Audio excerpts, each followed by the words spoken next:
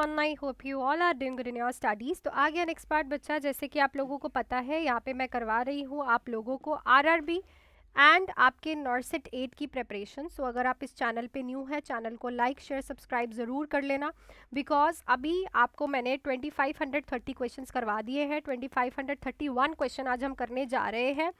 And अगर कोई भी बच्चा डिटेल में क्लासेस मेरे साथ पढ़ना चाहता है तो मेरे 2 बैचेस फिलहाल चल रहे हैं। नॉर्सेट 8 का 50 डेज़ का बैच जिसकी फ़ीस रहेगी 1499, जिसमें आप लोगों को मिलने जा रहे हैं important topic plus MCQ classes plus test series plus non nursing की क्लासेस सारी की सारी। एंड आरआरबी का 3 मंथ्स का बैच है, important topic batch and theory batch. Important topic batch की फीस है 1299, थ्योरी बैच की फीस है 2199। डिफरेंस ये है, अगर आपका बेसिक क्लियर है, आपको इंपॉर्टेंट चीज़ों पे फोकस करना है तो ये बैच बेस्ट है। अदरवाइज आप बेसिक के लिए थ्योरी बैच भी ज्वाइन कर सकते हो, जिसमें हम एनाटमी एंड फिजियोलॉजी से सारी चीज़ें आपको करवाऊंगी। सो चलो अब मैं चलती हूँ अपने क्वेश्चन पे। आज का पहला ही क्वेश्चन है, the nurse is assessing a client pain level, which question best assess the intensity of pain. तो अगर आप किसी का पेन लेवल चेक कर रहे हो क्लाइंट का, कौन सा क्वेश्चन बेस्ट रहेगा उसकी इंटेंसिटी ऑफ पेन को असेस करने के लिए? इसमें से आप क्या क्वेश्चन पूछोगे जिससे आपको बेस्ट आंसर मिलेगा और इंटेंसिटी ऑफ पेन को आप इजीली असेस कर पाओगे? Can you describe what your pain feels like? How would you rate your pain on the scale from 0 to 10? What activities makes you plan worse? Does your pain radiates to other areas? तो देखो, अगर आपको pen की intensity check करनी है तो obviously आप उसे पेन स्केल से क्वेश्चन पूछोगे कि 0 से 10 का अगर मैं आपको नंबर्स दूं तो कौन से नंबर पे आपका पेन है। उससे आपको इजीली प्रॉपरली पता चलेगा कि किस लेवल ऑफ पेन की उसकी इंटेंसिटी, आप इजीली ऑब्जर्व भी कर पाओगे, ठीक है ना, क्योंकि उससे वो प्रॉपरली बता पाएगा आपको और ये बेस्ट असेस हो जाएगा पेन की इंटेंसिटी का। नेक्स्ट देखो, the nurse is caring for a client with the stage 3 pressure ulcer, which characteristics is expected. तो स्टेज 3 का प्रेशर अल्सर है, क्लाइंट को आप केयर कर रहे हो, क्या करेक्टरिस्टिक्स इसमें पेशेंट में हमें देखने को मिलेंगे? Intact skin with non blanchable redness, a deep wound with exposed bone tendons or muscles, partial thickness skin loss involving the dermis, full thickness skin loss with visible fat but no bone exposure. तो देखो, 3rd degree में अभी bone का exposure नहीं होता है, ठीक है ना, 3rd स्टेज पे बोन का एक्सपोजर नहीं होता। बोन टेंडन और मसल्स का जो एक्सपोजर है वो 4th स्टेज में होता है, ठीक है ना। बोन का एक्सपोजर नहीं होता बट आपको विजिबल होता है फैट, ठीक है ना, वाइट्स की स्किन देखने को मिलती है, पर बोन्स और टेंडन्स और मसल्स आपको 4th स्टेज में देखने को मिलते हैं। क्लियर?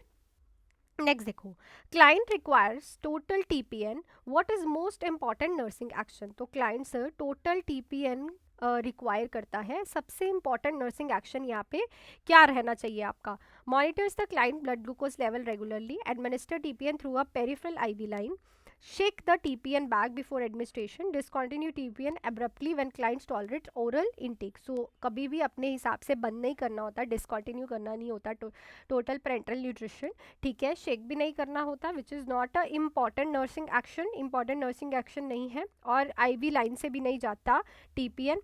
हम हमेशा अगर किसी को टोटल पेरेंटल न्यूट्रिशन दे रहे हैं, बिकॉज उसमें जो है आप लोगों को पता है, सॉरी स्क्रीन फ्लक्चुएट गई, आप लोगों को पता है टीपीएन सॉल्यूशन में सबसे ज़्यादा क्या प्रेजेंट होता है भाई? हमारा डेक्सट्रॉस, और डेक्सट्रॉस में ग्लूकोज का अमाउंट बहुत ज़्यादा होता है। तो यहाँ पे पेशेंट ना रिस्क पे होता है हाइपरग्लाइसीमिया के।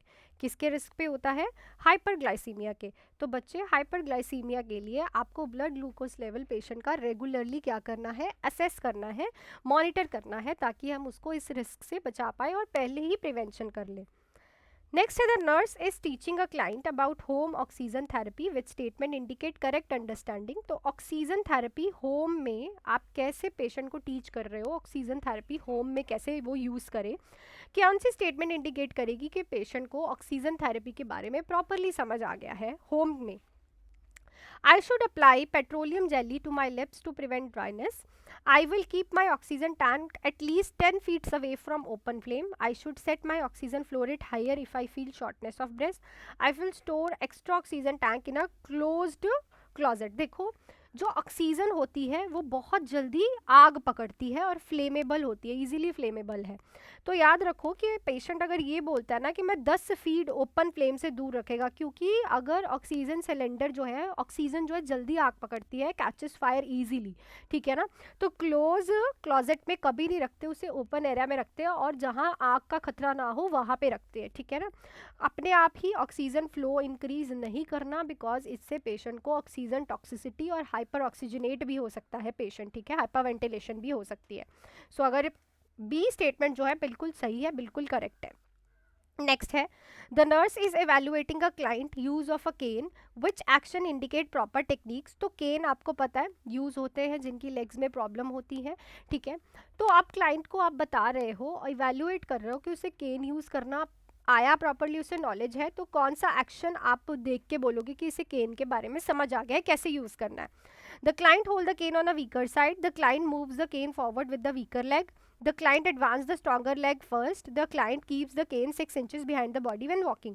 तो केन जो है वो इसलिए हम पेशेंट को देते हैं ताकि उसका जो वीकर लेग है उसको सपोर्ट हो पाए, है ना, ताकि जो उसका वीकर लेग है उसको क्या हो पाए, सपोर्ट हो पाए। तो केन जो है आधा भार खुद पे ले लेती है और आधा भार वीकर लेग पे होता है, तो हमेशा जो केन है उसे वीकर लेग के साथ मूव करना होता है, समझ गए ना। ऑपोजिट साइड ऑफ द, किस दादी की छड़ी भी बोल सकती हूँ इसको मैं, ऑपोजिट साइड, मतलब फॉर एग्जांपल अगर राइट लेग वीक है तो केन जो है वो राइट लेग वीक है अगर, तो केन हम लेफ्ट हैंड में पकड़ेंगे, ठीक है। सो जब हमारी राइट लेग आगे जाएगी तो लेफ्ट हैंड के साथ हम केन को भी आगे लेके जाएंगे, ताकि जो भार है वो डिवाइड हो जाए दोनों पे, एक ही लेग पे, राइट वीक वाली लेग पे पूरा भार ना आए, क्लियर। उससे उस पर स्ट्रेस नहीं डलेगा और वो ठीक हो जाएगी और एक रेस्ट भी मिलेगा लेग को। Next the nurse is assessing a client in learning how to use a incentive spirometer, what is a correct instruction. तो आप पेशेंट को बता रहे हो कि इंसेंटिव स्पायरोमीटर कैसे यूज करना है, करेक्ट इंस्ट्रक्शंस क्या रहेंगी। Exhale into the spirometer slowly, inhale deeply and hold your breath for 3 to 5 seconds, use the spirometer only when you feel short of breath, blow into the spirometer as forcefully and possible. So कल भी मैंने आप लोगों को incentive spirometer का question कराया था, इससे क्वेश्चन बहुत बार आता है, फंडामेंटल का हॉट टॉपिक भी बोल सकते हो इसको मैं। तो हम पेशेंट को पहले कहते हैं प्रॉपरली एक्सहेल कर ले, फिर उसे इंसेंटिव स्पायरोमीटर के माउथ पीस में जो है प्रॉपरली इनहेलेशन करनी होती है और उस इनहेलेशन करके उसे 3 to 5 सेकेंड्स के लिए होल्ड रखना है, ठीक है। Next the nurse is document a client wound, what description is most accurate. तो अगर आप एक किसी क्लाइंट के वूंड के बारे में डॉक्यूमेंटेशन कर रहे हो, इसमें से क्या चीज़ बिल्कुल एक्यूरेटली है।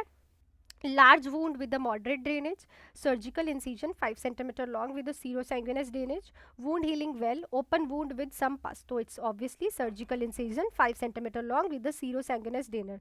देखो ये प्रॉपर पैटर्न में लिखा हुआ है, मोस्ट एक्यूरेट डिस्क्रिप्शन है। ये जो डिस्क्रिप्शन है wound healing well, open wound with some pus, ये प्रॉपर डिस्क्रिप्शन नहीं है।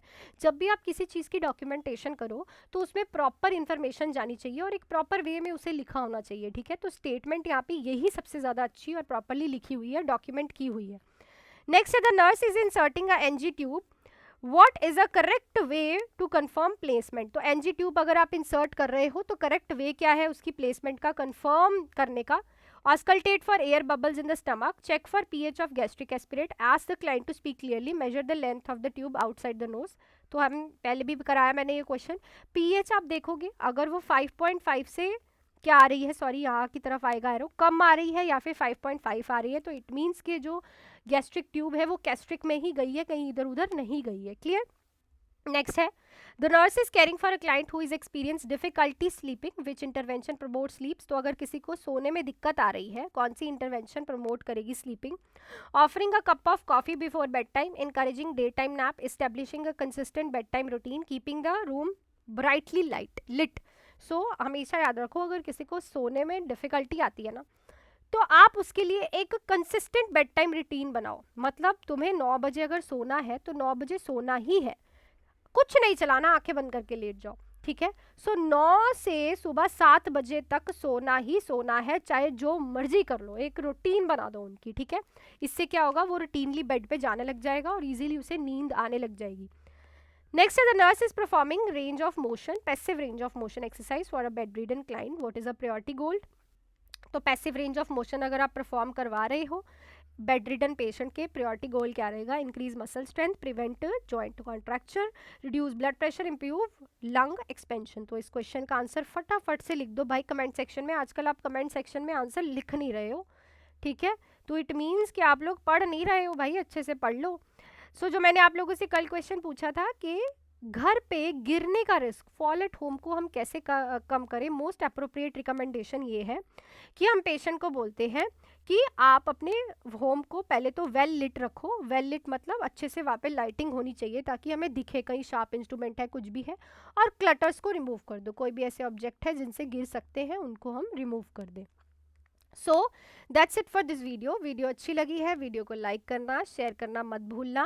एंड अगर किसी को भी बैचेस ज्वाइन करने हैं नॉर्सेट 8 का, ठीक है, नॉर्सेट 8 का 50 डेज का बैच, फीस रहेगी 1499, जिसमें आपको important topic, MCQs, test series, non nursing की क्लासेस मिलेंगी। आरआरबी के 3 मंथ्स के बैचेस हैं, important topic batch, theory batch. Fees आप देख सकते हो बहुत अफोर्डेबल है। आप लोग मेरे से इस नंबर पे कॉल या फिर मैसेज करके बैच को ज्वाइन कर सकते हो। So that's it for this video. मिलती हूँ नेक्स्ट वीडियो में। Till then do hard work, make your parents proud and all the best.